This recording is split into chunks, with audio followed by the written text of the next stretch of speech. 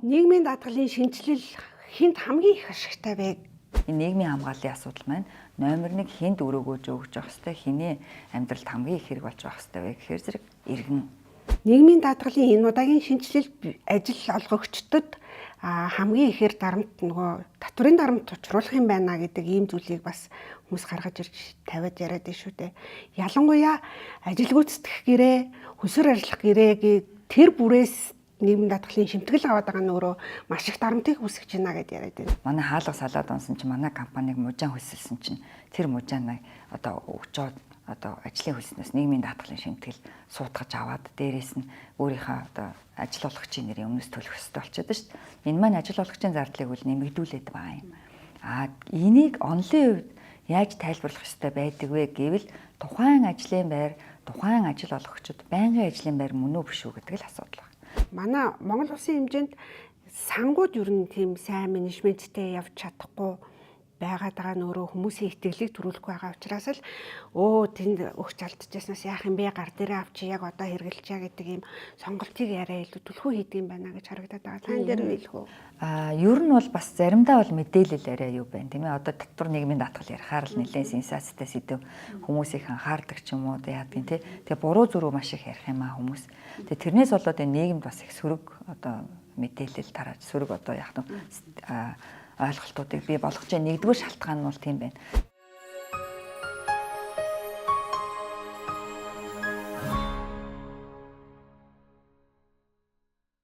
E-talk харилцааны нэвтрүүлэг хэлж байна. Бид өнөөдрийн дугаараар нийгмийн даатгалын шинжилэл улсын төсөв болоод нийгэм эдийн засгт ямар нөлөө үзүүлэх вэ гэдэг сэдвийн хүрээнд ярилцах болно.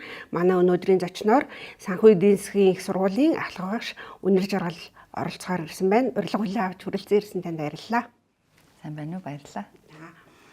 Нийгмийн даатгалын шинжилэл хинт хамгийн их ашигтай вэ гэдгээс ярилцлага хийлээ. Яагаад гэвэл нийгмийн даатгалын шинжилэлээр бид нар өнөөдөр ажлын байрыг нэмэгдүүлнэ, тэтгэврийн шинжилгээг бий болгоно гэдэг ийм том зорилго тавьсан байгаа.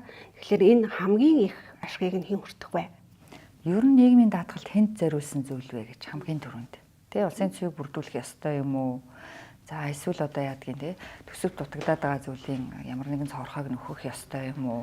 За эсвэл ямар нэгэн илүү одоо бенефит ч гэдэг юм уу, илүү ашиг, үр ашиг хүртэхийг хүссэн хэн нэгэнд одоо зориулагдах ёстой юм уу гэдэг асуултууд байгаа. Тэгэхээр нийгмийн даатгал маань өөрөө ер нь бол энэ нийгмийн гишүүн иргэд биднийг төрөл бүрийн эрсдлийн үед те өндөр наслахчин ч өөрөө бас одоо эрсдэл. За тэгээд өвчлөх одоо хөдөлмөрийн чадвараа алдах, ажилгүй болох. За тэгээд эдгээр нөхцлүүд нь өөрөө нөгөө нийгэм эдийн засгийн өөрчлөлт, байгаль цаг уурын янз бүрийн одоо эрсдлүүд, за хүний амьдралын зам ёс, за тэгээд хүний одоо ахуйн болон үйлдвэрлэлийн осол гэх мэтлэнгийн олон хүчин зүйлээс болоод саяны эрсдлүүд үүснэ. Тэгээ уг эрсдлүүдийн хамгийн одоо үндсэн үр дүн буюу хамгийн сөрөг нөлөө нь юу вэ гэвэл санхүүгийн эрсдэл. Тэгэхээр орлогогүй болно тэр хугацаанд, орлого нь буурна. Залуу цагийн ашиг одоо ахиу орлого олох боломжоо алдна. За мөн нэмэлт зардал гарна. Одоо өвчлсөн хүн одоо нэг сар өвчлөөхэд нэг сар одоо цалингүй байхын зэрэгцээ нэг сард одоо эмчлүүлэхэд шаардлагатай эм тарианы мөнгнөөс өсвөлээд одоо ингээд нэмэлт зардлууд гарна. Тэгэхээр энэ үед нөгөө хүмүүсээ яавал баг шиг одоо туйлдуулах вэ? Шөө амжиргааг нь хэвийн одоо яаж үргэлжлүүлж хангах вэ гэдэг одоо нийгмийн эдийн засгийн арга хэмжээ байх нэ дээ. Энийг нийгмийн хамгааллын асуудал гэдэг байна. Тэгэхээр нийгмийн хамгааллын асуудлыг цэвэр улс одоо хариуцаад одоо улс зохион байгуулад явдаг юм байна. За мөн ажил олгогч тодорхой хэмжээгээр хариуцдаг хувийн хвшлүүд одоо яах нь бас хариуцаад явдаг ийм одоо асуудал байна, эрсдлийг хаадаг. За нөгөө талаас олон улсын байгууллага, тусламжийн байгууллагууд ч гэдэг юм уу тийм ээ. Янз бүрийн фондууд тийм ээ. Одоо сайн санааны одоо нэгдлэр байгуулагдсан ч байдаг юм уу. Одоо сайн одоо тусламжийн чиглэлээр тийм ээ байгуулагдсан олон улсын одоо ийм байгууллагууд энэ төр ингэ шийддэг юм байна л да. За тэгээд ямар аргаар шийддэг юм бэ гэвэл одоо үндсэн 4 арга байгаа юм. Нэгдүгээрх нь бол бидний одоо нөгөө шүүмжлээд байдаг нийгмийн халамж. За энэ яагаад байдаг вэ гэвэл хүмүүний одоо нөгөө амьд явах эрхтэй гэдэг үндсэн эрхтэй нь холбогддог. Тэгэхээр нийгмийн гишүүдэд янз бүрийн одоо хүн төрөлхийн өвчтөй байж болно, баг даа өнчирч болно, ажил хөдөлмөр хийх үнэхээр боломжгүй байж болно, тийм ээ. Янз бүрийн амьдралын шуурганд өртөж болно. Энэ үед одоо тухайн хүний асуудлыг шийдвэрлэх зайлшгүй шаардлага үүснэ. Тэгэхгүй бол нийгмийн сөрөг одоо нөлөөллүүд маш их байдаг. Дараа нь нийгмийн үйлчилгээ. Одоо тухайн хүний ухамсартай ярихнаа гол тул энэ манай жоохон хангалтгүй байна. Одоо ядуу байгаа хүний сэтгэлгээг өөрчлөх, бие дагаад амьдрах чадварыг дээшлүүлэх, одоо хуваараа баг саагч гэсэн юм хийх, одоо дадал чадварыг суулгах ч гэдэг юм уу. Юухан хийхнэр юм хийдэг. Одоо хөдөлмөрлөх ёстой юм байна гэдгийг ойлгуулах ч байдаг юм уу. Гэ бие дааж амьдрах чадварыг дээшлүүлэх ийм үйлчилгээнүүд. Энийг бол манайх нийлүүлээд халамж болгох чадсан халамжийн хуулиар зохицуулаад. Гурав дахь нь бол ажил олгогч эзэдийн үүрэг. За манайхан үндсэндээ бол ажил олгогч нар нийгмийн даатгалын шимтгэл бараг төлмөөргүй байна гэж юм яриад байгаа шүү дээ. Тэгэхээр эн чинь дэлхийн өнцөг улам бүрд байгаа улс орнууд үндсэндээ одоо ажилтнуудынхаа төлөө ажил олгогч тодорхой хэмжээний үүрэг оройлтой байх хэрэгтэй. Нийгмийн хамгаалалт нь ялангуяа ажлын байрны нөхцөл, эрүүл ахуй, аюулгүй ажиллах, тохирсон цалин хөлс авах, за ямар нэгэн асуудал тулгархад тэтгэвэр тэтгэмж одоо дотоод журмаараа байдгүй бусад хууль тогтоомжоор олох хамгийн одоо нийтлэг байдаг нэг үүрэг нь бол нийгмийн даатгалын шимтгэлийн тодорхой хувийг төлж өгөх. За дөрөвдүгээр арга нь буюу бол одоо нийгмийн даатгал. Энэ даатгуулагч одоо ямар нэгэн шимтгэлийг урьдчилж санд төлөвлөөд тэгээ сан бүрдүүлээд уг сангийн менежментийг төр хийгээд байгаа юм л да. Тэгэхээр нийгмийн даатгал болчиход байгаа. Тэгэхээр манайх нөгөө сангийн менежментийг өөр бие даасан байгууллага хийж байгаа тэтгэврийн сантай одоо улсын нийгмийн даатгалаа бас яах нь жоохон хольж утгаж ойлгоод байгаа нэг юм байна. Тэгэхээр ер нь бол энэ нийгмийн хамгааллын асуудал маань номер 1 хүнд өрөөгөөж өгч явах хэрэгтэй, хинээ амьдралд хамгийн их хэрэг болж явах хэрэгтэй вэ гэхээр зэрэг иргэн бидэнд хэрэгтэй юм. Тэгэхээр нийгмийн даатгалын шинжилэл иргэнд хурж очихын тулд мэдээж бизнесийн орчин, ажлын байраа нэмэгдүүлэх, хөдөлмөрлөх тэр боломжийг нь бүрдүүлж ижил очих байх л да. Гэтэл энэ удаагийн шинжилгээр ямар асуудал гараад байгаа вэ гэхээр нийгмийн даатгалын энэ удаагийн шинжилэл ажил олгогчдод хамгийн ихээр дарамт нөгөө татврын дарамт учруулах юм байна гэдэг ийм зүйлийг бас хүмүүс гаргаж ирж тавиад яриад байна шүү дээ. Ялангуяа ажил гүйцэтгэх гэрээ, хөсөр ажиллах гэрээгийн тэр бүрээс нийгмийн даатгалын шимтгэл аваад байгаа нь өөрөө маш их дарамтыг үүсгэж байна гэдээ яриад байна. Хуучин бол одоо 95 онд нийгмийн даатгалын тухай хууль батлагдж хэрэгжүүлж байсан. Энэ үед бол хүмүүс хэд хэдэн ажлын байранд зэрэг ажиллах боломж хязгаарлагдмал, иргэн хуваараа бизнес эрхлээд одоо компаниудтай харилцах боломж хязгаарлагдмал нэг юм өрхийн үйлдвэрлэл маягийн ийм л зүйлийг хэлж илээ шүү дээ тэр хуулийг анх батлах үед. Тэгээ явандаа бол хүмүүс зэрэг одоо шинэ хөдөлмөрийн хуулиар ч ялгаагүй зэрэгцсэн хөдөлмөрийн гэрээгээр ажиллаж болно. Одоо алсын зайнаас ажиллаж болно, хэд хэдэн ажлын байран дээр зэрэг ажиллаж болно. Бүгдийг нь одоо ингээд зөвшөөрчихсөн. Богиносгосон цагаар ажиллаж болно ч гэдэг юм уу тийм ээ. За тэгээд бүр одоо тухайн ажлын байран дээр очихгүйгээр ч ажил хөдөлмөр эхэлж болно. Тэгэхээр энэ бүх харилцааг зөвшөөрч өгсөн. Нөгөө талаасаа энэ нөгөө хөлсөөр ажиллаж байгаа, ажил гүйцэтгэж байгаа одоо аж ахуйн нэгж байгууллагуудтай гэрээгээр одоо ямар нэгэн бизнес хийгээд байна шүү дээ. Жишээлбэл нэг барилгын засвар гүйцэтгэгч байдаг юм уу? За одоо нэг хуулийн зөвлөгөө өгдөгч байдаг юм уу? За одоо өшөө яадгийн нэг татврын зөвлөх үйлчилгээ үзүүлдэгч байдаг юм уу? Магадгүй одоо та нар нэг юу бэлтгэж өгдөгч байдаг юм уу? Тэ нэг медиа одоо нэвтрүүлэгч байдаг юм уу? Бэлтэж өгдөгч юм уу? За энэ тохиолдолд нэг хоёр талтай байгаа даа. Нэгдүгээрх нь яг аж ахуйн нэгжийн зардлыг нэмэгдүүлээд байгаа нь үнэн.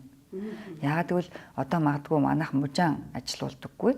За тэгтэл манай хаалга салаад унсан чинь манай компаниг мужаан хөсөлсөн чинь тэр мужааныг одоо өгчоод одоо ажлын хөлснөөс нийгмийн даатгалын шимтгэл суутгаж аваад дээрээс нь өөрийнхөө одоо ажил олгогчийн нэрийн өмнөөс төлөх ёстой болчиход шүү дээ. Энэ маань ажил олгогчийн зардлыг үл нэмэгдүүлээд байгаа юм. Энийг онлын үед яаж тайлбарлах ёстой байдаг вэ гэвэл тухайн ажлын байр, тухайн ажил олгогчид байнгын ажлын байр мөн үү биш үү гэдэг л асуудал байна. Тэгэхээр энийг ялгаж заагалж харах хэрэгтэй болчихдог. Оюутлын үйлдвэр 20 оюутлын машин тавьж 20 оюутлчин суулгачаад 5 нь манай үндсэн ажилтан юм, 15 нь одоо манай үндсэн ажилтан биш юм аа. И баримт шивүүлнэгээд байх юм бол энэ өөрөө бол одоо үндсэндээ зарчмыг зөрчиж байгаа гэсэн үг байхгүй юу? Тэгэхээр энэний цаана юу яваад байдаг вэ гэвэл даатгуулагч ирэх ашигла яваад байгаа юм. Тэгэхээр 20 ажилтан ажилуулчаад 5-ыгаа даатгуулчаад 15-ыгаа даатгуулахгүй болохоор нөгөө 15 ч нь бол одоохондоо гар дээр авж байгаа орлого нь арай ахиу байхаар дуртай байна да. Гэтэл эргээд тэр хүн 10 жилийн дараа, 5 жилийн дараа ямар нэг эрсдэл тулгаамтай ажилгүй болдог ч юм уу, өвчлөлтөгч байдаг юм уу. За бүр одоо 20-25 жилийн дараа өндөр нас наслаад тэтгэврт гарах болъё. Тэр үед нийгмийн даатгалын шимтгэл төлсөн төлөөгүй даатгуулсан даатгуулаагүй гэдэг асуудал үүснэ дээ. Тэгэхээр энэ эрсдлээс сэргийлэл одоо тэр иргэний хуулийн бүхий л зүйл залтуудыг хамруулчаад байгаа юм. А энэ нь нөгөө талдаа юу үүсгээд ямар зөрчил үүсгээд байна вэ гэхээр нэмэгдсэн үртгийн албан татврын хууль, хувь хүний орлогын албан татврын хуультай зөрчилтүүд байгаа юм. Хувь хүний орлогын албан татвар бол хүнийг заавал одоо цалин авахгүйгээр компани байгуулахгүйгээр хуваараа бизнес эрхэлж болохыг одоо заачсан байна. Жишээлбэл дээл ойдог хүн байвал дээлийн оёод байдаг юм уу тийм ээ? Зах дээр 8 хийдэг хүн байвал 8 хийгээд жишээ юм уу нэг одоо лангуу түрээслээд ч гэх юм ингээд үйл ажиллагаа явуулахыг зөвшөөрөөд тэрнийг бол цалингийн орлого биш үйл ажиллагааны орлого гэдгээр тайлгнаж татрын тооцоолол хийж болно гэж заачсан. Нэмэгдсэн үртгийн албан татврын тухай хуулийн дээр бол цалин өсөнд нэмэгдсэн үртгийн албан татвар ногдуулахгүй харин хувь хүн бизнес эрхлээд тэрний орлогоонуудаа компанийнхтай ажиллахын хэмжээнд хүрээд одоогийн босго бол 50 сая ш. Тэрэн төрөх юм бол нэмэгдсэн үртгийн албан татвар суудган төлөвчөөр бүртгүүлнэ. Тэр хүн бол заавал компани байх албагүй. Хувь хүн байж болно гэж зохицуулчихсан байна. Дараагийн нэг зүйл нь юу вэ гэвэл ажилтны нийгмийн даатгалын шимтгэл төлөхдөө нэг тогтоос хязгаар байгаад байгаа. Хөдөлмөрийн өсний доод хэмжээг 10 дахин нэмэгдүүлснээс хэтрэхгүй цалингаас суудгуулна одоо шимтгэлээ. Тэгээ эргээд тэтгэвэр тэтгэмж тогтоолохдоо тэр дүнгээ одоо баримтлана. За хэрвээ хэд хэдэн ажлын газарт одоо зэрэг хөдөлмөр эхлээд нийгмийн даатгалын шимтгэл илүү төлсөн байх юм бол тэрийг ажилтнанд дараа жилдээ буцаагаад авч болно өөрийнхөө төлснийг. Гэтэл энэ дээр компаниуд ямар одоо асуудал дээр гомдол гаргаад байгаа вэ гэхээр жишээлбэл 20 сая төгрөгийн цалин өгж байгаа компани ажилтнаасаа бол 7,920 мянга өнөөдрийн хөдөлмөрийн өсний доод хэмжээг 10 дахин нэмэгдүүлсэн түн 7,920 мянгаас шимтгэл суудгачаад компани нь болохоор 20 саяасаа шимтгэл төлөөд байгаа байхгүй. Тэгэхээр миний ажилтнанд 7,920 мянгаас одоо тэтгэвэр тэтгэмж тогтоож олгоно гэдэг байгаа шүү дээ. За гэхдээ энэ бол тэтгэврийн даатгалаас босоод одоо 79 оноос хойш төрсэн хүмүүст бол энэ тэтгэврийн даатгалын шимтгэлийн нэрийн данс гэдэг зүйлд нь бол хоримтлагдаж тэтгэвэр авахт нь бол нөлөө үзүүлнэ эерэг нөлөө. Харин 79 оныг хүртэл төрсэн хүмүүсийн хувьд бол би тэтгэвэр тогтоолголоо гэхэд надад 7,920-оос хэтрүүлэхгүй өнгөрсөн жилийн цалин 6,600-аас хэтрүүлэхгүй гэхээр тэр ажил олгогчийн төлж байгаа шимтгэл бол ажилтнанд ямар нэгэн бенефит тэтгэвэр тэтгэмжид нь эргээр нөлөөлж чадахгүй байна. Зүгээр л ажил олгогчийн зардлыг нэмэгдүүлээд байна гэдэг шүүмжлэл бол үндэслэлтэй юм байна. Харин ажилтны нийгмийн даатгалын шимтгэлийг огт төлөхгүй байя. Энэ шимтгэл чи ерөөсөө их дарамттай байна гэдэг зүйл бол өөрөөсгөл юм. Энэ нийгмийн даатгалын шимтгэл одоо ихээхэн хувь хэмжээнд өсчихсөн өндөр болчихсон юм уу гэвэл үгүй юм. 1995 оноос 2007 оныг хүртэл бол ажил олгогчийн төлөх нийгмийн даатгалын шимтгэл одоо арай өндөр байсан шүү дээ. 19-өөс 21% төлдөг байлаа шүү дээ. Хамгийн багадаа 19%, дээдл нь 21%. Ажилтан бол 10% шимтгэлэл төлдөг байсан. Тэгээ 2007 оны 1-р сарын 1-ээс бол ажил олгогчийн төлбөр шимтгэлийг адилхан нөгөө 4.10-ын бодлого гэдгээр 10% болгоод үйлдвэрлэлийн ослынхыг нэмэхээр 11% болж өөрчлөгдсөн байна. Ер нь ихтэй нийгмийн даатгалын шимтгэл дээр одоо жишээ нь ялангуяа тэтгэврт гарах нь дөхөөд ирж байгаа хүмүүс дээр саяны яриад байсан асуудлууд хамгийн их гараад ийн штэ. Хууль нь гараад хэрэгжих гэж явсаар хагаад бараг ингээ хуучирчдаг нэг зуршил байна. 3.5 сая гэдэг чи яг юу лээ? Одоо бүх би жишээ нь сард миний нийгмийн даатгад төлж байгаа нийт цалин маань 3.5 одоо 2-3 ажил хийдэг байсан ч тэднэр нийлээд 3.5 дээд хэмжээ нь 3.5 юм байна. 7,920 байгаа энэ жилийн. Тэгээ өнгөрсөн жилийн хувьд бол 6,600. Тэрний өмнөх жилийн 5,500 мянга. Тэгэхээр зэрэг яг 3.5-аар хязгаарлах нь бол буруу юм л та. Тэгэхээр өөрөө ирээдүйд авах гэж байгаа тэтгэвэр тэтгэмжээ бууруулж гин гэсэн үг шүү дээ. Зүгээр тэр тэргүй ажилтнаас суудгаж байгаа нийгмийн даатгалын шимтгэлийг бол 7,920 мянга гарчнал. Одоо эргэжил хөдөлмөрийн өсний доод хэмжээ өсөх юм бол тэрнийг 10 дахин нэмэгдүүлээл хязгаарлаж байгаа угаасаа. Ажил олгогчийнхыг хязгаарлахгүй байгаа алдааг засъя гэдэг хуулийн төслийн өргөн бариад хэлцэгдээд тэгээ энэ нийгмийн хамгааллын хөдөлмөрийн яам бусад одоо нийгмийн даатгалын үндэсний зөвлөлөөр бол дэмжигдсэн гэж би ойлгож байгаа. Тэгэхээр энэ хуулийн төсөл бол одоо батлагдвал ажил олгогчийн зардал тодорхой хэмжээгээр буурах юм байна. Тийм. Өөрөөр хэлбэл 20 сая төгрөгийн цалин олгож байгаа ажил олгогч 7,920 мянгаас л төлөх нь шүү дээ. Гэхдээ энд нэг юм ажиглаж байгаа. Хэрвээ үнэхээр одоо тэтгэврийн өндөр насны тэтгэврийн тухай ярьж шít.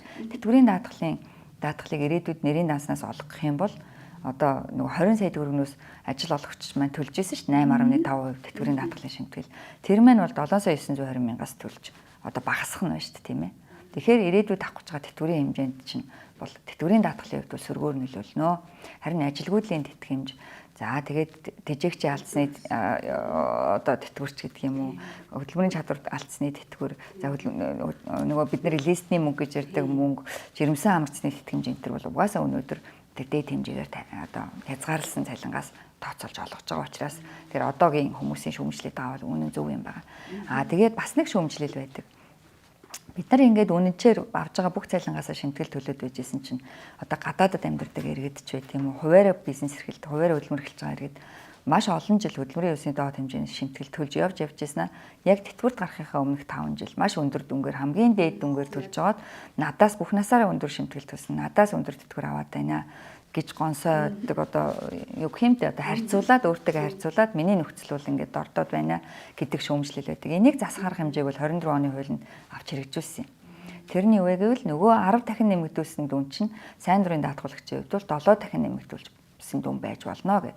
Өөрөөр хэлбэл одоо сайн дурын даатгуулагчийн шимтгэл төлөختөө баримтлах байгаа дээд цалин бол албан журмын даатгуулагчийн дээд цалингийн 70% сэтрэхгүй байна шүү дээ. Тэгэхээр одоо тэр албан журмаар ажил олгогчтойгоо нийлээ шимтгэл төлөөдөөсөн даатгуулагчдын тэтгэвэр одоо сайн дурынхнаас бага болчих гээд байна гэдэг юм бол харьцангуй бага шийдэгдэж байгаа гэсэн үг. Гэхдээ энэ гажууд бол хэн тамаатай болж байгаа юм хэрэг одоо нэг 70-аад оныхан байна да 70-аад онд төрсэн хүмүүс байна шүү дээ. Одоо ингээ бүх зүйлийн одоо нэг юм шилжилтэн.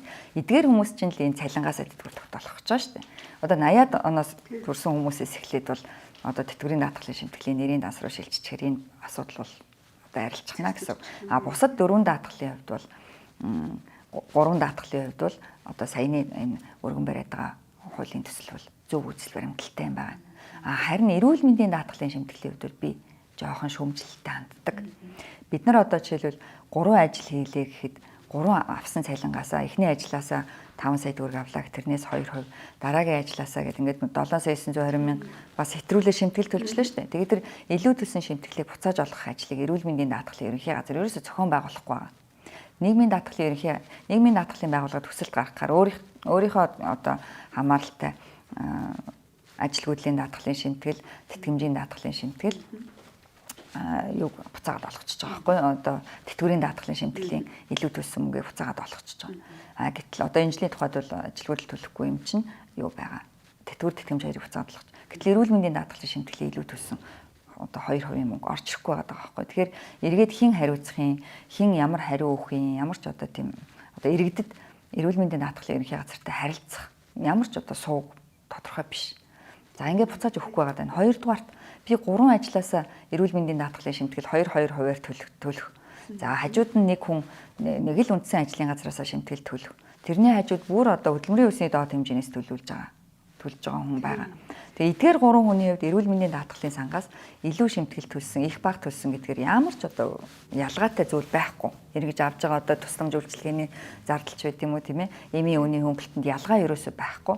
За тэгээ яг эрүүл нийгмийн даатгалын ерөнхий хуулийг уншихаар хүн 2 дахь болон 3 дахь ажлаасаа эрүүл мэндийн даатгалын шимтгэл төлөх албагүй юм шиг байна. Яагаад гэвэл эрүүл мэндийн даатгалын ерөнхий хууль дээр бол хүн Монгол улсын иргэн хүн болгон эрүүл мэндийн даатгалын шимтгэл төлнө гэсэн зохицуулт байгаа. Гэтэл ингээ хуулиар аваад үзээ зарчмын үед аваад үзэхээр би үндсэн ажлын газараасаа даатгуулахдаа эрүүл мэндийн даатгалын шимтгэл төлж байгаа юм чинь би тэр үүргээ биелүүлчихэж байгаа гэсэн. Гэтэл миний 2 дахь 3 дахь ажлын газрын цалингаас эрүүл мэндийн даатгалын шимтгэлийг хүчээр аваад байгаа. Яг хуулийнх нь одоо гарц гаргалгааг харахаар бол авахааргүй байгаа байхгүй. Тэгэхээр нөгөө нэг одоо програмаар тайлангаа авдаг болчихсон шүү дээ эрүүл нийгмийн даатгалын байгууллага маань. Тэгээ тэр програмд одоо намайг одоо 2 дахь ажлаасаа 3 дахь ажлаасаа төлж явахад эрүүл мэндийн даатгалын шимтгэл заавал төлөхөр ингээд тохиргоо бичигсэн. Тэгээ одоо бид ингээд төлөөд байгаа байхгүй. Яг одоо хуулиа сайн уншаад хэрэгжүүлээд зарчмын хувьд ч гэсэн би жишээлбэл тэтгэврийн даатгалд 3 ажлын газараас шимтгэл төлөх юм бол 3 цалингаа нийлүүлж агаад нөгөө дээд хэмжээгээр тайрж байгаа тэтгэвэр бодуулчих штеп. Одоо жирэмсэлж амарцах юм бол тэтгэмжээ тэгээ бодуулчихна. За одоо бол яг 2 дахь ажлын газараас тэтгэмжийн даатгалын шимтгэл авахгүй л байгаа л да. Тэгэхэд бол би үндсэн ажлаасаа бодуулчихна. Тэгээд тэтгэвэр дээр бол тэгж чинь. Гэтэл эрүүл мэндийн даатгал дээр би 2 ажил 3 ажлаас төлсөн гэдэг ямар ч ялгаа байхгүй байгаа да. Даатгуулагчдад нэмэлт бенефит байхгүй учраас ер нь 2 дахь 3 дахь ажлын газараас шимтгэлийг эрүүл мэндийн даатгалын шимтгэлийг төлөвлөх нь бол онол зарчмын хувьд ч буруу юм. Өнөөдрийн хуулийн одоо хүрээнд ч ер нь бол алдаатай зүйл яваад байгаа. Энэ мэдчилгээний зүйлээр бол ажил олгогчийн зардлыг нэмэгдүүлээд байгаа. Тэгэхээр тэр цалингийн сангийн одоо давхар ажиллаж байгаа хүмүүсийн 2% ч гэсэн одоо мөнгө шүү дээ, тийм ээ. Тэгэхээр ийм зүйлүүд бол зардлыг нэмэгдүүлээд байгаа. Тэгээ энэ дээр л ажил олгогч нар маань ер нь бол дургуулж байгаа. Тэгээд ч гэсэн одоо тухайн хүн өөрийнхөө төлөө бас одоо харьцангуй хүмүүсийн мэдлэг боловсрал дээшилсэн. Хүн өөрийнхөө төлөө одоо бас тэ юу зөв бэ, юу буруу вэ гэдэг хүн одоо мэддэг хүн амтнаас зөвлөгөө аваад ингээд өөрийнхөө хүрээнд бол эрүүл шийдвэр гаргах тийм ээ, өөртөө ашигтгүй шийдвэр гаргахгүй байх ийм хэмжээнд очичлаа шүү дээ орчин үед. Тэгэхээр зэрэг би цалин аваад ажил хийж ээж жишээлбэл би их сургуулийн багш bijиж сургуультай бүх цалингаараа би баримт шивж өгье.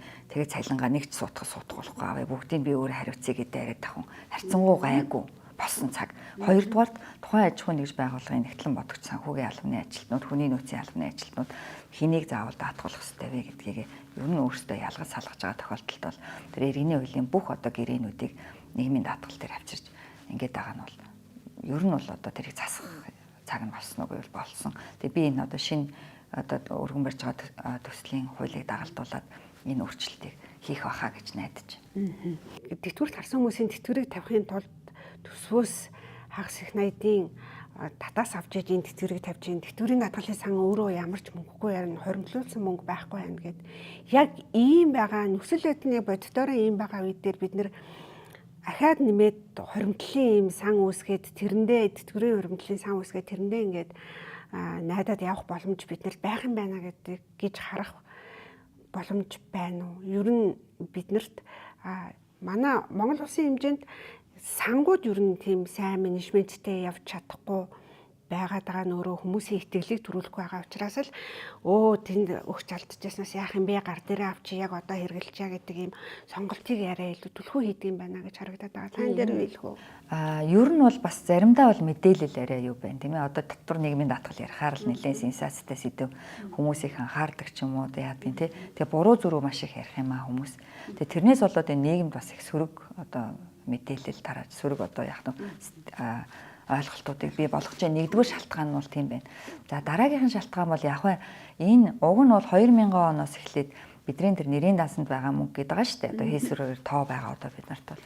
За тэр мөнгө нь байхгүй ингээл энтер гээл. Тэр 2000 оноос эхлээд нэрийн дансыг бий даалгах одоо тийм ингээ хуримтлалын тогтолцоороо шилжүүлэх ийм одоо үндсэн чиглэлтэй, ийм бодлоготой, ийм зорилттойгоор одоо нэрийн дансыг нээж эхэлсэн шүү дээ. Тэгээ одоо энэ жилээс эхлээд одоо 2020 оноос эхлээд үндсэндээ нэрийн даасаас хүмүүс тэтгэврээ аваад эхэлчихнэ гэсэн ийм одоо тооцоололттой төсөөлөлттэй байсан шүү дээ. За тэгээд тэр яасан бэ гэсэн чинь нийгмийн даатгалын сангийн нөгөө бие даасан харьцангуй бие даасан төрийн алба мал биш байсан шүү дээ нийгмийн даатгалын байгууллага чинь. Харьцангуй бие даасан ингээ сангийнхаа удирдлагыг ингээд явж исэн чинь үндсэндээ одоо төсөвтэй адилдах байдалтай одоо нэг тийм төрийн байгууллага болгосноос болоод тэгээ одоо нөгөө нийгмийн даатгалыг чинь ингээ хөгжлийг жоохон сааруулчлаа л да. Тэгээ яг уг зүүн нь бол тэр 2000 оноос нэрийн дансыг эхлүүлэхдээ 2000 оноос одоо нэрийн дансандаа мөнгө хуримтлуулж эхэлсэн. Тэгээ нэрийн дансанд эхний үлдэгдэлтэй тэгэл цаашаа өөрөө мөнгө хуримтлуулж эхэлсэн иргэдийн мөнгийг тусгаарлаад тэгээ үлдсэн нь бол ёстой тэр улсын төсвөөсөө. Яагаад гэвэл тэр одоо тэтгэвэр авж байгаа хүмүүс дотор одоо цөөрчлээ л да өдрөгдсөн. Огт нийгмийн даатгалын шимтгэл төлж байгаагүй хүн ч байгаа шүү дээ. 1995 оноос өмнө ажилтнууд нийгмийн даатгалын шимтгэл төлдөггүй бүгдийг нь улсаас даадаг байлаа шүү дээ. Тэгээд одоо ажил хөдөлмөр эхэлсэн л бол улсаас тэтгэврийг олгодог. Тэгээд тэр улсын төсвөөс нэгэн толгодог байсан тэтгэврүүдийг цэвэр нийгмийн даатгалын сантай ойлгохгүйгээр тусгаарлаад явчих хэрэгтэй байсан баг. Тэгээд тэр тусгаарлалтыг хийж чадаагүйгээс болоод одоо ингээд өнөөдрийн яриад байгаа миний өнгө байхгүй гэдэг юм яваад байгаа. А тэр улсын төсвөөс олгоод байгаа хагас их найдын татаас эдэр гэж байгаа зүйл бол би бол зайлшгүй зүйл гэж боддог. Яагаад гэвэл тэнд чинь огт шимтгэл төлөөгүй хүмүүс байж гэн. Дээрээс нөгөө нөхөн даатгал одоо ил тодын хууль инээ тэрэг их мэтчлэнгийн зүйлэр чинь одоо шимтгэл огт төлөөгүй маш бага хэмжээний шимтгэл төлж даатгуулсан тооцоолсон энэ төр хүмүүсийн тэтгэвэр гарч байгаа шүү дээ. Тэгээд дээрээс нь цэргийн албан хаагчдын тэтгэврийг улсын төсвөөс бүрэн хариуцах ёстой. Тэгээд тэрийг мэдээж улсын төсвөөс нийгмийн даатгалын сан руу буюу тэтгэврийн даатгалын санд хийн шүү дээ. Одоо шилжүүлэх ёстой шүү дээ. Эдгээр зүйлийг хэлээд байна. Тэрээс өнөөдрийн цугларсан шимтгэлээс тавьсан тэтгэврүүдээ хасчаад сан алдагдaltaй байна гэж шууд дүгнэлт хийж болохгүй. Улаасаа эн чинь. Харин зүгээр одоо яах вэ? Ямар оролдлого хийж эхэлж байна гэхээр юу ч хийгээгүй байсныгаа бодох юм бол одоо нөгөө нэрийн дансны чинь 2% мөнгөжүүлж эхэлж байна. Тэгээ мөнгөний одоо тэтгэврийн даатгалын санд үлдсэн чөлөөт үлдэгдэл буюу нөгөө 2%-ийн мөнгийг өнгөрсөн жилээс эхлээд одоо банкудад арилжааны банкнд хадгалуулахдаа хуучин бол удирдлага нь өөрөө шийддэг байсан бол одоо нийгмийн даатгалын үндэсний зөвлөлийн дэргэдэх мэргэжлийн хороогоор хэлэлцүүлээд банкудтай хэлэлцэл хийгээд тэгээ хамгийн одоо гайгүй боломжийн саналыг хүү амлсан системийн 5 банкнд татгалуулдаг болж байна. Тэгээ одоо шинээр хууль гарах юм бол арай ондоо тий одоо банкуудын бондонд ч гэдэг юм уу өөр зүйлд одоо яг нь байршуулах. Тэгээ засгийн газрын үн цаасанд байршуулж болно гэж байгаа юм. Ингээд өөр юм эрсдэл багтай арай өгөөж өндөртэй их үүсрүүдэд байршуулаад тэр мөнгийг одоо өсгөх ийм боломжоор хангаж байгаа. А нөгөө талд яаж юм гэхээр энэ сангийн зардлыг нэмэх бас одоо алдагдлыг гэж яриад байгаа зүйл ба шүү дээ. Бидэрт ирэх гэж байгаа тэтгэврт тэмжил буурна шүү дээ. Зардал нэмэгдээд байвал энэ зарлагыг талыг нэмэх ийм арга хэмжээнүүдийг их авч хэрэгжүүлээд байна.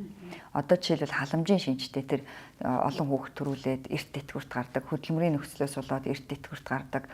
Тэгээд одоо яадгийн төрүүлсэн хүүхдийн тоогоор нь даатгуулсан хугацаа нэмдэг. Энд чинь бол даатгалын зарчим, үндсэн зарчим биш. Ямар ч онлын ойлголт биш. Ингээ халамжийн ойлголтуудтай энэ даатгалыг хольж хутгаад энэ чинь эргээл хүн эрт 5 жилийн өмнө тэтгэврт гарна гэж чинь 5 жил илүү тэтгэвэр авнаа да тэр хүн. Жишээлбэл 3 жил одоо 2 хүүхд төрүүлсэн хүн 3% нэмэгдлээ гэхэд тэр хүний тэтгэвэр дээр төлөөгүй шимтгэлийн төлөө 3% нэмэгдэж байна да. Хөдөлмөрийн нөхцлөөр хортой нөхцлөөр гээл одоо хөдөлмөрийн хүнд нөхцлөөр гээл 10 жилийн өмнө ч юм уу 5 жилийн өмнө тэтгэврт гарлаа гэхэд тэр хүн бас л одоо яах нь илүү тэтгэвэр авах гэж байна бусдаас. Тэгэхээр энэ ингээ сангийн зардлаа нэмэгдүүлээд ийм зүйлсийг ер нь болохыг бол би маш их уриалдаг. Энийг одоо ер нь зогсоох хэрэгтэй. Энэ одоо сонгуулийн шалтгаантай байдгүй, улс төрийн онооны зорилготой байдгүй ийм зүйлийг нийгмийн даатгалд маш ихээр оруулж ирсэн. Энэ нь өөрөө сангийн зарлагыг одоо нэмэгдүүлээд байна. Энэ нь өнөөдрийн тэтгэвэр авагчдын тэтгэврийг л бууруулах нөхцөл болоод байна. За дараагийн нэг гонсгор байлгаад байгаа зүйл юу вэ гэвэл өнөөдрийн тэтгэврийн тогтолцоо бүгд жигд одоо маш бага тэтгэвртэй байх гэдэг зүйл рүү хандуулчаад байгаа юм. Иннээс болоод бас нэг юмны очир олдог хүмүүс бас тэтгэврт гонсгор байгаад байгаа юм. Тэр юунаас болж ийн гэвэл одоо нөгөө тэтгэвэр тогтоохтой нэг ихтгэл зүйр гэдэг зүйл баримтлаад байгаа. Тэр нь юу гэсэн үг вэ гэвэл би 20 жилийн өмнөх цалингаараа 10 жилийн өмнөх цалингаараа өнөөдөр тэтгэвэр тогтоолох гэх юм бол тэр 10 жилийн өмнөх цалинг өнөөдрийн цалинд ойртуулж төхүүлж байгаа коэффициент ашиглаад байгааг ихтгэл зүйр гэдэг. Тэгээ тэр чинь ингээл жил өргөцсөн одоо жил болгонд улсын дундаж цалин өсөж байна шүү дээ. Тэгэхээр үндсэндээ бол дундаж цалингийн дундаж өсөлтөөр тэрнийг тогтоох хэрэгтэй байдаг. Тэгээ тэрийг харин тогтооноод тэтгэврийг анх тогтоохдоо тэр ихтгэл зүйрийг баримтлана гэж хуульчилж өгсөн нь бол маш сайн. Хуучин бол тийм байгаагүй. Засгийн газар одоо дуртай бол тэрийг тогтоон дургуй бол хэдэн жил чам ямар сандаа 12 оноос одоо саяны 23 оны хүртэл нэг ч удаа тэрийг шинжлэхгүйгээр явлаа шүү дээ. За тэгвэл сая яг 23 онд шинжилсэн гэхдээ энд нэг дутагдал байна. Ямар дутагдал байна вэ гэхээр 2011 оноос 2013 оны 9 сараас өмнөх бүх цалингуудыг тэр үеийн хөдөлмөрийн өсний доод хэмжээ болох 192 мянган төгрөг байсан. За тэрний өмнө 11 оны 4 сараас өмнөх нь 140,400 төгрөг. Биш сая 192 биш. Ондорчлаа 140,400 байсан. 11 оны 4 сарын 1-ээс өмнөх цалингууд 108 мянга байсан байхгүй юу? Тэгээ тэр хоёрыг 10 дахин нэмэгдүүлэхээр 11 оны 4 сараас өмнөх бүх цалин сая 80 мянган төгрөгөөр тогтоосон байсныг саяны 24 оны ихтгэл зүйр шинжилж батлах тогтоолоор тэрнийг 2013 оны 9 сарын 1-ээс өмнөх бүх цалинг сая 404 мянгаас хэтрүүлэхгүй гэдэг. Тэгэхээр 6-аас нөгөө ихтгэл зүйрээр өсгөөд гаргаад ирэхээр 6 дахин 7 дахин нэмэгдүүлэхээр одоо цалин нь өндөр гарнаа да 5 сая 6 сая гэдээ гарч ирэхээр тэрнийг ерөөсөө сая 404 мянгаар хязгаарлаад тэтгэврийг тогтоочхоор одоо нөгөө арай гайгүй цалин авч исэн одоо тийм хүмүүс маань арай өндөр цалингаас тухайн үедээ шимтгэл төлж исэн хүмүүс гонцгор байгаа. Тэдгээр хүмүүсийн тэтгэвэр дөрвтэй нэмэгдэж чадаагүй байхгүй юу? Зүй нь бол онлын хувьд зарчмын хувьд яах ёстой вэ гэхээр одоо бол 2023 оныг 1 гэдэг ихтгэл зүйрээр авч байгаа. Одоо 25 оны хувьд. Тэгэхээр 2023 он нэг ихтгэл зүйртэй юм чинь 2023 оны цалингийн доод хэмжээ хэд байсан бэ? Эсвэл 2024 оныг 1 гэж авъя л да тийм ээ. Тэгвэл 2024 оны цалингийн доод хэмжээ 5 сая 500 мянга байсан аа да. Тэгвэл 24 оны 1-р сарын 1-ээс өмнөх бүх цалин одоо 12 сарын 31-ээс өмнөх бүх цалинг 5 сая 500 мянгаар хязгаарлах хэрэгтэй байхгүй юу? Зөв юм. Тэгжээж нөгөө өмнөх цалинтай одоо өмнөх хугацааны цалингаар тэтгэвэр тогтоолгосон хүмүүс чинь одоо тэр 10 жилийн өмнө эмч хийж байгаа тэтгэврт гарсан хүн одоо өнөөдрийн эмч хийж байгаа тэтгэврт гарсан хүний тэтгэвртэй ойролцоо очих байхгүй юу? Тэнцдэггүй маа гэд ядаж ойролцоо очих хэрэгтэй. Ингэжээж тэр ихтгэл зүйрийг ач холбогдол гарах хэрэгтэй. Гэтэл манайд 20 жилийн өмнө эмч хийж байгаа тэтгэврт гарсан хүний тэтгэвэр маш бага. 10 жилийн өмнөх нь арай тэрнээсээ ахиу. Өнөөдөр гарч байгаагийнх нь нөгөө хоёроос хамаагүй илүү. Тэгээ энийг чинь тэтгэврийн зөрүү гэж ярьж байгаа болохоос биш дандаа одоо 5 сая 7 сая төгрөгийн цалин авч исэн хүний тэтгэврийг 1 сая төгрөгийн цалин авч исэн хүний тэтгэвртэй тэнцвүүлэхийг тэтгэврийн зөрүү арилгана гэж ярьж байгаа юм биш. Тэгэхээр тэтгэврийн зөрүүг бол арилгаж чадахгүй байна. Тэгээд яг хуу тэтгэврийг нэмэгдүүлэхдээ жил болгон нэмэгдүүлнэ гэж байгаа шүү дээ 4 сард. Одоо инфляцийн түвшин баримт одоо харгалзаад цалингийн өсөлтийг харгалзаад энэ төр гээд. Тэгэхээр яг зүгээр энд хязгаарлагдмал юм л да. Сан хүрэлцдэг бол хамаа алгад эхэл байх. Тэгээ одоо нэг 6% тэтгэврийг нэмээд шүү дээ. Тэгээ зарим нь бол одоо ахиу тэтгэвртэй хүнийхийг багаар бүх хүний тэтгэврийг 100 мянгаар нэмчихвэл бараг шудраг гэж яриад үгүй л дээ. Ахиу тэтгэвртэй хүн гэдэг чинь удаан жил өндөр цалингаар илүү хүчин чармаалт гаргасан хүн байж таараа. Арай бага тогтоолгосон хүн чинь мэдээж бага цалинтай арай богино хугацаанд чимтгэл төлсөн хүн байж таараа. Тэгэхээр тэр хоёрын тэтгэврийг яг ижил дүнгээр нэмээд жил иргэдсэн нөгөө хоёрын чинь тэтгэвэр хоорондоо ойрхон болоод байх нь бол энэ өөрөө шудраг байх зарчимд нийцэхгүй юм байгаа юм л та. Тэгэхээр энэний ялгаа заагийг маш сайн ойлгох хэрэгтэй. Яг зөвхөн тэтгэвэр тогтооход баримталж байгаа ихтгэлцүүрийг жил бүр тэтгэврийг нэмэхдээ баримтлах юм бол их л сайн байна. Гэвч нөгөө сангийн маань орлого хязгаарлагдмал шүү дээ. Бид нар одоо нөгөө орлого талаа одоо ажил олгогчийн зардлыг бууруулъя, төлөх шимтгэлийн дүнг бууруулъя, энтергээл янз бүрийн яриад шүү дээ. Тэр чинь юу вэ гэвэл сангийнхаа орлогыг л бууруулах гэдэг шүү дээ. Тэр сангийн орлого тал буурчж байгаа юм чинь зардал тал одоо нэмэх. Тэгээд зардал талаа нэмье гэж яриад байгаа шүү дээ. Манай тэтгэврийг сая 500 мянга болго өнөөдөр бүх хүний тэтгэврийг нэм энтер гэдэг. Гэтэл тэр сангийн орлогыг бууруулад байгаа юм чинь зарлага тал нь нэмэх боломжийг улам л хязгаарлаж байгаа гэсэн үг байхгүй. Тэгэхээр манайхан тэр нийгмийн даатгалын шимтгэл хэд өндөр байна. Энийг огт төлөхгүй болъё энтер гэдэг нь бол өөрөө буруу юм. Харин даатгуулагчдад үр өгөөж төдийлөн өгөхгүй байгаа тийм ээ. Даатгуулагчдын өнөөдрийн авж байгаа тэтгэвэр тэтгэмжинд төдийлөн одоо юутай биш, нөлөөтэй биш. Ийм одоо илүү зардлууд байгаа даа сул зардлууд ажил олгогчоос сул зардал болж гараад байгаа. Тэрнийг үнэхээр зөв ангилж ялгаад тэгээд одоо тэрнийг зохицуулж болно. Тэрнээс биш бүх хүний тэтгэврийн даатгалын шимтгэлийг дээд хэмжээгээр хязгаарлахад эргээд нөгөө тэтгэврийн даатгалын нэрийн данснаас тэтгэвэр авах хүний тэтгэвэр ирээдүйд буурна шүү дээ. А нөгөө талаар бол би ингэж боддгийн. Одоо бүр зарим дараагийн хөлбөрийг би ингэж бодоод байгаа. Тэр энэ нэг улсын нийгмийн даатгалын зохицуулж байгаа. Гэхдээ өнөөдрийн хүмүүсийг тэгж хохироож болохгүй шүү дээ. Тэр хүмүүс чинь ахиу цалин авбал олон жил шимтгэл төлвөл би их тэтгэвэр авна гэдэг, арай өндөр тэтгэвэр авна гэдэг хүлээлттэй байгаа. Гэтэл шинээр даатгаж эхэлж байгаасыг мөнийг тодорхой хугацааны дараагаас иргэдийг магадгүй яг ижил дүнгээр даатгадаг болвол яасын тэгвэл улсын даатгал тэгээ бүгдээрээ ижил хэмжээний тэтгэвэр авъя л да. Тэтгэврт гарахтаа ерөөсөө одоо оюун чим хийдэм, үнэр жаргал хийдэм төлөвтөөж яг илчлэхэн авахтаа жижиг. Хэрвээ би ахиу авмаар байвал харин одоо нөгөө яриад байгаа батлагдаж чадахгүй байгаа нэмэлт даатгал гэж яриад байна шүү дээ. Тэрэнд одоо хандаа тэр нь нөгөө нэг одоо гадаадын хүмүүс чинь тэтгэврт гарахаараа маш баян чинээлэг, маш их мөнгө аваад одоо зугаалаад одоо тий аялаад энтер явж идэг маш одоо хангалттай тэтгэвртэй энтер гэж яриад байгаа нь яг цэвэр бие даасан тэтгэврийн сангууд байхгүй юу? Тэр нь сангийн менежментийг зөв хийдэг, олон нийтийн хяналттай байдаг юм уу?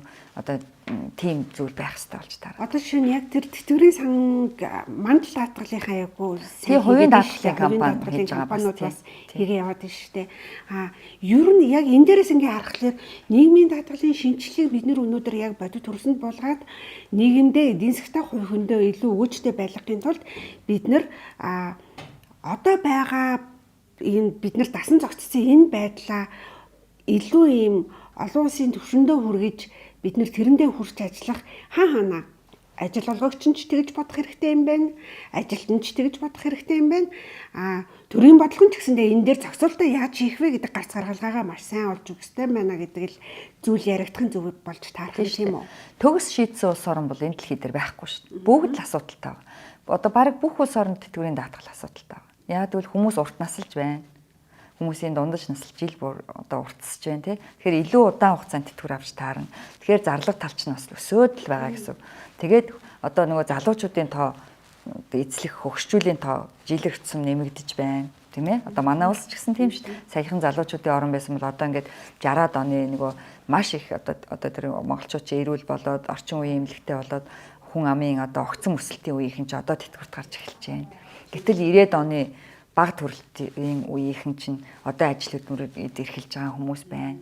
Гэт ингээд ийм эрсдлүүдүүд бүх улс оронд байгаа. Гэхдээ энийг яаж ухаалгаар шийдэх вэ? Тэр сангийнхаа хөрөнгийг одоо бие даалгаад яаж өсгөж үржүүлэх вэ гэж манай хийж эхэлж байгаа орлогын нэг дор гівэнд бүх шимтгэлийг авангуудаа нэг санд байрлуулад бүгдийг хадгалаад юм уу бүгдийг ховцоо аваад ингэх боломжгүй ш. Тэр чинь ч гэсэн цаанаа бас эрсдэлтэй ш. Хувьцаа чи аль нэг компани хувьцааг авч байгаа. Тэр магадгүй цаанаа доголдвол гэл ийм ерөөсө төгс ямар ч сул талгүй ийм арга одоо бол байхгүй. Гэхдээ мэдээж аль болохоор сул талуудыг багасгаж, эрсдлүүдийг хааж тэгээд ирээдүйд яах нь одоо арай шудраг тэгээд үр ашигтай байх тогтолцоог бол эрэлхийлэх нь бол ялцчих. Тэгвэл нийгмийн даатгалын шинжилэлээр санхүүгийн зах зээл ялангуяа хөрөнгөний зах зээлийг хөгжүүлэх боломж бүрдэх үү? Байгаа штэ. Одоо манай ерөнхий хуулинд бол ерөөсөө банкны хадгаламж Монгол банкны үн цаас, засгийн газрын үн цаасанд байршуулж болно гэчихсэн байгаа байхгүй юу? Гурван хууль. Одоо гурван зүйл байршуулж бол одоо хөрөнгө оруулалт хийж болно гэчихсэн. За гэтэл одоо энэ хооронд чинь бондууд байна тий. Одоо өгөөчтэй зөндөө одоо үн цааснууд энэ төр гараад байна. Гэтэл Монгол банкны үн цаасыг бол одоо сайн судлаагүй юм уу? Одоо банкуд л авдаг. Одоо нэг өөр сан манд бол одоо худалддаг юм байна. Гэх мэтчлэн засгийн газар бол тэр болгон байн үнцаас гаргадаггүй. Тэгэхээр одоо банкны хадгаламжаас өөр сонголтгүй болчиход байгаа. Гэхдээ хуучнаа бодох юм бол хамаагүй хяналттай одоо хамаагүй яах нь харьцангуй менежмент бол дээрдчил байгаа л да. Гээд одоо ганцхан тэтгэврийн санч биш. Эрүүл мэндийн даатгалын санч гэсэн яагаад доголдоод байгаа юм гэж. Тэрийг санхүүгийн менежер хүн биш. Эмнэлгийн мэрэгчлэлтэй хүмүүс удирдаад шүү дээ. Сан удирдна гэдэг чинь санхүүгийн одоо мэдлэг мэрэгжил зайлшгүй шаардлагатай болж таарна. Тэгэхээр тэр сан доголдож байна гэсэн. Тэгээд зарцуулж байгаа яамд нь одоо хяналтын өгчхөр чинь тэр доголдож л таарна шүү дээ. Тэгэхээр би бол эрүүл мэндийн даатгалын ерөнхий газар гэж тусад нь байгуулад дахиад баахан аппарат дарга орлогч дарга одоо юу гэдгийг те санхүүгийн албаны дарга гэл ингээд бүх л оронтой ингээд даабалдсан шүү дээ. Нийгмийн даатгалын ерөнхий газартай параллел адилхан. Тэгэл нөгөө даатгуулагчдын чадан ядан төлсөн шимтгэлээс тэр бүх үйл ажиллагааны зардлыг санхүүжүүлнэ шүү дээ. Тэгэхээр ийм үрлэгэн байдлыг бол хямгадмаар л санагдаад байгаа. Тэгээд ер нь бол тийм эрүүл мэндийн даатгалын сангийн одоо тэр сангийн менежментийг бол өөрчлөх цаг болчихсон. Манайх ажилгүйдийн даатгал үйлдвэрлэлийн ёс мэргэжлийн шалтгаан өвчний даатгал эрүүл мэндийн даатгал чинь харьцангуй гайгүй байсан тийм ээ. За тэгээд тэтгэмжийн даатгал бол харьцангуй бие дагаад явж исэн. Тэгээ одоо жишээлбэл даатгалын биш шийдвэрүүдийг гаргадаг. Хууль зөрчсөн шийдвэр. Одоо жишээлбэл ковидын үед ажилгүйдлийн даатгалын сангаас ажилласаа чөлөөлөгдөөгүй ажилтай байгаа хүн бүрт 200 мянган төгрөг өгснөд 3 сарын хугацаанд бид нар ч авсан. Яа нэг 300 төгрөг 200 мянган төгрөгийг 3 сарын хугацаанд олгосон. Тэгээ тэр чинь бол даатгалын санг хуулиараа ажилгүйдлийн даатгалын санд хуримтлагдсан мөнгийг зөвхөн ажилгүй болсон хүнд л ажилгүй байх хугацаанд нь дараагийнхаа ажлыг олоход амьдралаа залгуулах одоо ийм мөнгө олгож өгөх ёстой байхгүй юу. Тэгээд мөн одоо жишээлбэл би химийн мэрэгчлэлтэй байлаа гэхэд маш их харшилтай болчоод мэрэгжлийн шалтгаанаас өвчнөд болчоод тэр химийн мэрэгчлэлтнээр ажиллах боломжгүй болчиход намайг өөр мэрэгчлэлтэй болгож өөр ажилд ороход зуучлах ёстой яа да. Тэгэхээр би өөр одоо богино хугацаанд хурдан хүрэгдэг мэрэгжил эзэмшихэд тэрэнд л зарцуулах ёстой мөнгө болохоос биш ажиллаа хийж байгаа ажилгүй болоогүй хүнд засгийн газар гівэнд шийдвэр гаргаад байна гэж тараадаг.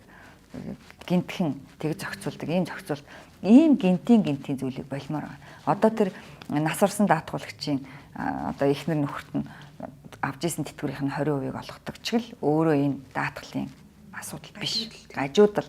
Эн чинь өөрөө амьд байгаа нэг даатгуулагчийн тэтгэврийг нэмэх боломжийг хязгаарласан зохицуулт. Тэгэхээр ийм зүйлсийг л баг хэмээр. Тийм бэ. Би энэ дээр бас ийм асууя гэж бодоод байсан нэрээ. Тэтгэврийг өвлүүлэх ёстой өр хүүхдэд нь ч юм уу эсвэл хань ажилтан ч юм уу те ингээд өвлүүлэх ёстой гэж яриад байна. Гэтэ би энийг бол зөв гэж хардггүй. Хүн бол тэтгэвэр тухайн хүний насан туршид нь л зарцуулагдах ёстой зүйл. Тэгтэл чин дунджаар Монгол хүнийг одоо 20 жил ч гэдэг юм уу тэтгэвэр авдаг гэж тооцоолчихсан байсан чи 40 жил тэтгэвэр авбал таны 20 жил дууссан одоо үлдсэн насандаа хүүхдүүд чинь тэгж ийнэ гэж хэлэх үү? Тийм үү? Тэхгүй л хэлэхгүй шүү дээ. Тэрнтэй адилхан нөгөө 40 жил тэтгэвэр авж байгаа хүнд зарцуулагдах байхгүй. Одоо 10 жил тэтгэвэр аваад одоо цаашаа тэтгэвэр авч чадахгүй одоо бурхан болсон хүн байлаа гэж бодоход нөгөө даатгалын битүү систем чинь тэр шүү дээ. Машина мөргөлдүүллээ гэхэд 100 машин даатгуулсан байлаа гэхэд 100 машинаас цуглуулсан 100 машины эзнээс цуглуулсан цөөхөн мөнгийг өсгөж арвижуулж хямгадчихагаад нэг машина эвдэл чимгэлж мөргөлдүүлэхэд тэр нэг эрсдэл тулгарсан машины асуудлыг машины эзний одоо санхүүгийн хүндрэлийг шийддэг. Тэрнтэй адилхан тэтгэвэр тэтгэмж ер нь тийм байх хэвээр. Гэхдээ тэтгэврийн гол онцлог нь юу вэ гэвэл хүн нэг бүр бараг авах боломжтой. Эрт нас орсноос бусад бүх хүн авдаг. Тийм учраас нэг зардал өндөртэй даатгалын төрөл байгаад байгаа юм л да. Энэ шинжилгээр хагас хуримтлал руу шилжнэ гэдэг энэ шинжилгээр ийм зүйлийг хийх юм байна гэд. Гэхдээ энэ яг уу нэг талаас нь харахаар зөв юм шиг нэ, нөгөө талдаа төсвүүдээр маш их юм дарамт ирэх юм шүү гэдэг. Одоо нөгөө нэрийн дансанд барьшуулах 2% гэдэг чинь өөрөө төсвүүдээр маш их дарамт болж орж иршүүл гэдгийг ер нь хэлээд байгаа юм байна гэж хараад байна. Та энэ дээр ямар тайлбар хэлэх вэ? Гэхдээ одоо тэгээд ер нь бол зориглоод тодорхой нэг хугацаанаас эхлээд энийг ялангуяа тэтгэврийн даатгалын тухайд л яриад байгаа шүү дээ. Нөгөө дөрөвч нь бол цуглуулсан сандаа цугларсан шимтгэлүүдэд зарцуулаад үлдэгдлийн арвижуулаад ингээл одоо зохицуулаад явж байгаа шүү дээ. Тэтгэврийн даатгалын тухайд яриад байгаа. Аль нэгэн өдрөөс эхэлж хоримтлуулж эхлэхгүй бол тэгээ одоо яадгийн манай хүүхд юм уу тэрний дараагийн хүүхдүүдийн өөрийнх нь төлсөн шимтгэлийг өсгөж арвижуулж байгаа маягаар буцаж өөртөө нь зарцуулахгүй бол өнөөдрийн шимтгэл төлж байгаа хүмүүсийн шимтгэлийг цуглуулж аваад өмнөх үеийнх нь тэтгэвэр тогтоож олгоолох юм бол өнөөдрийн проблем юусоо арилахгүй байхгүй юу. Тэгэхээр зэрэг улсын төсвөр бол ачаалал болох уу гэвэл тодорхой хэмжээгээр болгох ч ёстой. Яагаад болох ёстой учрыг хэлээд нь шүү дээ. Нэгдүгээр засгийн газар буюу улсын төсөвтэй төсвөөс гаргах ёстой мөнгийг огт гаргахгүй байжгаад нөгөө өнөөдөр тэр шимтгэлээрээ тэтгэврээ авах ёстой хүмүүсийн төлсөн шимтгэлийг зарцуулчихсан байгаа шүү дээ. Өмнөх үеийнхний тэтгэвэр тэтгэмжид зарцуулчихсан. Огт шимтгэл төлж байгаагүй хэсэг бас тэтгэвэр тэтгэмж авч байна. За тэгээд одоо тэтгэврийн доод хэмжээнд хүрээгүй гэдгийг одоо нийгмийн эдийн засгийн байдлаас хамааруулаад мөнгөний худалдаа авах чадвар энтрийг харгалзаад жишээлбэл нэг хүний тэтгэвэр 400 мянган төгрөгийн тэтгэвэр тооцоолж гарч ирлээ гэж бодъё л да, цалин нь бага. Тэгтэл жишээлбэл 20 жил шимтгэл төлсөн 1 сая төгрөгийн цалинтай өнөөдөр тэтгэвэр яг 20 жил шимтгэл төлөх юм бол 450 мянган төгрөг л авна.